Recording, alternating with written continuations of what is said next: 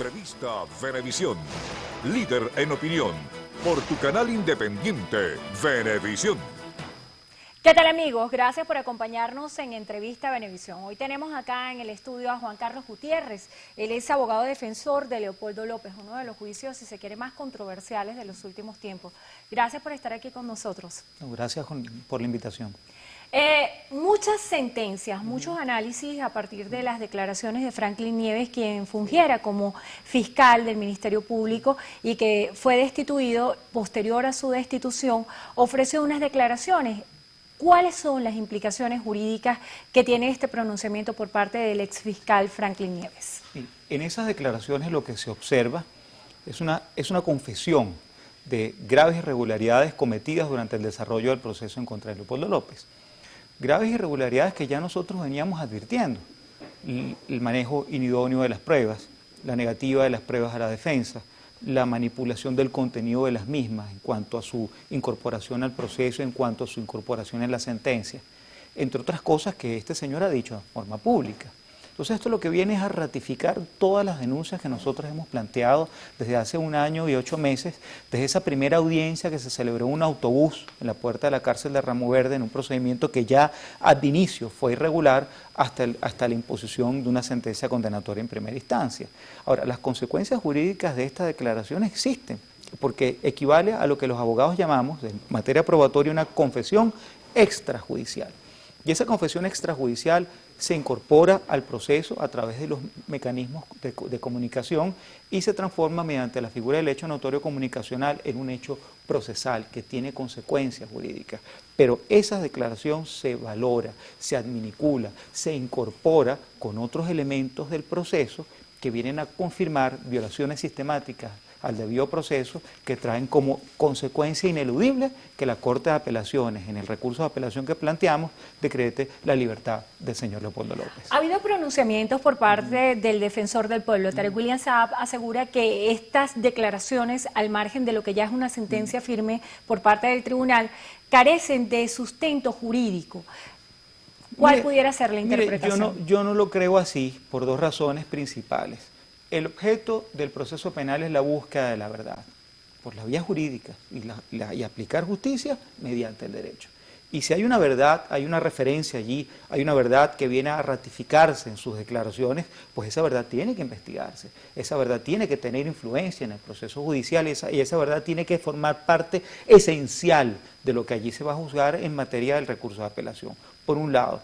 Y por otro lado, pues si él considera que lo que no está en el expediente no está en el proceso, no está en el universo jurídico, pues bueno, ya lo está. Yo lo incorporé, hicimos una compilación de esas declaraciones, por lo menos las que estaban hasta el día de ayer en horas de la mañana, se presentaron al juicio con todas las características, te insisto, de la figura jurídica del hecho notorio comunicacional y sus efectos jurídicos en un proceso judicial, y eso es un material probatorio que inequívocamente tiene que ser tomado en cuenta por la Corte de Apelación. Cuando usted hace referencia a esa compilación de todo lo que son eventos públicos y notorios, también en este mismo espacio la fiscal general de la República, Luisa Ortega Díaz, presentaba unas imágenes que ella decían que era un hecho comunicacionalmente abierto, que las pruebas sobre este caso son de conocimiento público debido a que todo el mundo vio lo que ocurrió en el Ministerio Público y existen 43 víctimas fatales a raíz de estos eventos. Entonces, cuando se analiza la impunidad en este caso, sobre ¿cuál debería ser la orientación de las investigaciones para que no exista impunidad en este caso? Le agradezco muchísimo su pregunta, licenciada, porque eso me permite aclarar varios conceptos. El primer concepto: esas fotografías que la Fiscal General de la República tuvo a bien exhibirle a usted aquí en este mismo programa, revelan una imagen de la fachada de la Fiscalía con la imagen de la biblioteca, y esa fachada lo que acredita es la existencia de vidrios rotos por objetos contundentes. Pero esa misma fotografía produce certeza de que no hubo incendio en la Fiscalía. Las características de un sitio de suceso que fue sometido a un incendio, que fue sometido a un fuego, son elementos que no se observan en la fotografía y que no se observan en ninguna de las fotografías del juicio. Ahí no hay rastros de objetos quemados, ahí no hay rastros de hollín, ahí no hay rastros de ahumamiento en el techo, ni hay evidencia de que los mecanismos de los aspersores de extinción fueron aplicados. Pero aún más, Andrina, en el desarrollo del proceso, los mismos funcionarios criminalistas de la Fiscalía reconocieron que no hubo fuego en la biblioteca de la Fiscalía. Por eso nosotros insistimos, el delito de incendio, los términos como fue planteado por la Fiscalía y no acreditado en el juicio, y que sí constituye un hecho notorio o comunicacional, que el edificio de la Fiscalía no fue objeto de un incendio, no hubo llamas, no hubo humo, no hubo cuerpo de bomberos, no hubo actividades de extinción. Los peritos certificaron que ni siquiera encontraron en el sitio del suceso polvo químico de extinción. 3 bombas Molotov, 2 de ellas indemnes, una de ellas con un rastro de ignición de 2 milímetros, y en el lugar de su colección, en los alrededores, no habían signos de quemadura ni signos de característicos de incendio. Es decir, ese cargo, Endrina, de manera muy categórica, la defensa lo cataloga y probatoria lo cataloga de falso. En este sentido, lo que sí no es falso es que hay 43 víctimas fatales. Qué bien. ¿Quién responde Excelente. a estas víctimas? Muy Porque bien. se ha hablado mucho de la máxima que con impunidad, o si existe impunidad, no puede haber justicia y sin esto no existe paz. Sí. ¿Dónde está la verdad acerca de la responsabilidad de estas víctimas fatales? Nosotros nos sumamos de corazón, de alma y de pensamiento jurídico a esa máxima. En Venezuela no puede haber impunidad. Pero ¿cuáles fueron las muertes que ocurrieron el día 12 de febrero? Las muertes de Basil da Costa, la muerte de Juancho Montoya y la muerte de Roberto Redman. La propia Fiscalía General, la propia Fiscal General y los fiscales comisionados para los casos, en la muerte de Basil da Costa, están acusando e imputando funcionarios policiales, agentes del Estado. Es la acusación fiscal, y eso también es un hecho notorio comunicacional. La muerte de Juancho Montoya, según la Fiscalía, en su acusación en los tribunales ya en fase de juicio, acusan a un compañero de un colectivo. Y la muerte de Roberto Redman, lamentablemente, aún no se ha esclarecido. Entonces, cuando uno revisa de manera objetiva, con base a las acciones que la propia Fiscalía ha intentado, ya tiene el esclarecimiento de los hechos. ¿Quién causó la muerte muy lamentable de esos venezolanos? Agentes del Estado. ¿Quién es el responsable de ello? No es Leopoldo López, por un discurso que ha sido certificado por los mismos peritos que acudieron a juicio de que no tenía un mensaje directo, dirigido a producir hechos de violencia. Así se acreditó en el juicio, tanto la lingüista Suaje como el comunicador social Mariano Alí. No tenía un mensaje dirigido a causar hechos de violencia. Y por favor, permíteme expresar esto que es muy importante para que la gente lo sepa. Leopoldo López no fue juzgado ni fue condenado por el delito de homicidio. Cuando alguna persona dice públicamente que es responsable de las 43 muertes, eso no es cierto.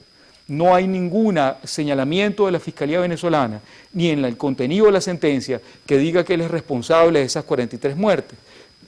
Hay que crear una comisión de la verdad que llegue al esclarecimiento de esos hechos. A propósito de eso, ustedes acudieron a la Fiscalía y solicitan que se establezca una comisión de la verdad. También en esas declaraciones ustedes aseguran que no debería ser este proceso analizado por funcionarios venezolanos. Entonces, ¿ante quién se debería llevar este juicio? ¿Cómo hacer para que esté al margen de las leyes de nuestro país? Por supuesto. Nuestra Constitución establece principios de transparencia, principios de ética, principios de autonomía e independencia en las investigaciones.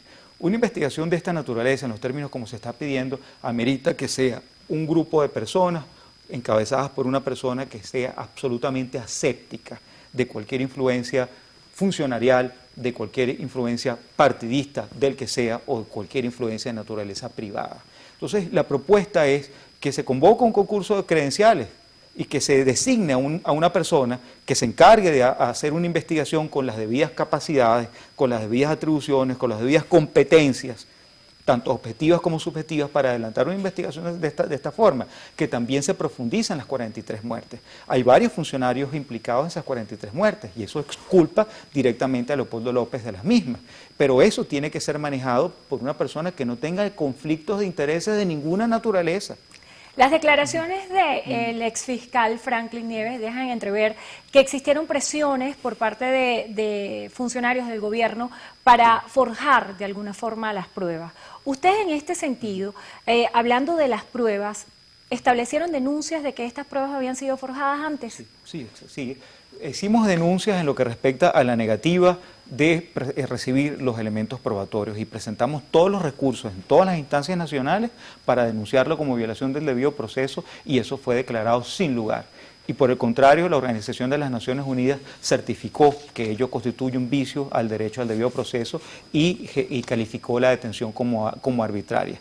Y sí se han denunciado alteraciones de las evidencias, desaparición de las evidencias, manejo inadecuado de las mismas, y eso está contenido en la sentencia y en el recurso de apelación que presentamos. Ahora bien, de manera extraoficial se pudo conocer que el 80% de los expedientes que estaban relacionados a este caso desaparecieron cuando el ex fiscal se fue del país. ¿De qué manera esto pudiera tener un impacto negativo en el curso de la investigación? Porque ya este proceso, si se quiere jurídicamente, está cerrado porque ya existe una sentencia. Miren, Drina, ahí sí, en ese particular yo tengo que adherirme a lo que le informó la fiscal general aquí en este programa. El expediente original está en el tribunal. La causa original de todo este proceso con sus evidencias está en el tribunal de la causa. Eso es un hecho que no tiene lógica.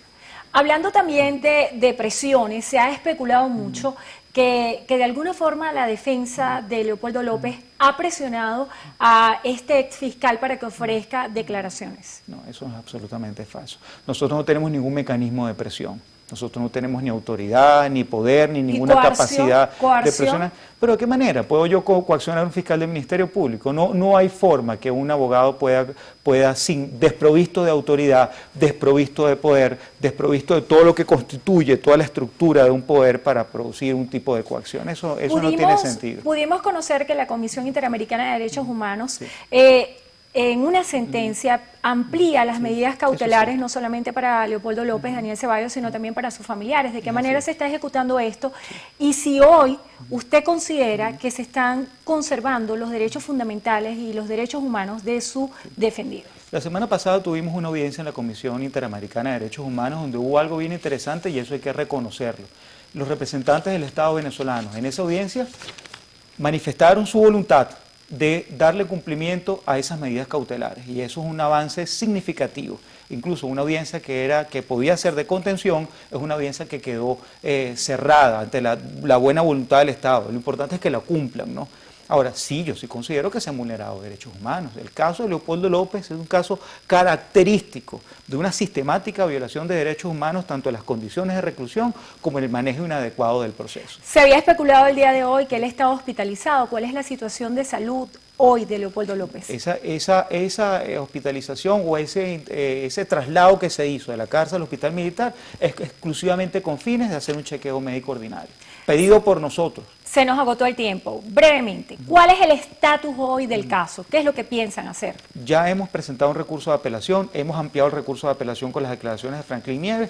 Hay argumentos suficientes, contundentes para que la Corte de Apelaciones de Caracas haga justicia, enaltezca los valores democráticos, los valores de nuestra Constitución y libere a Leopoldo López como corresponde, en buen derecho, en verdad y en justa razón.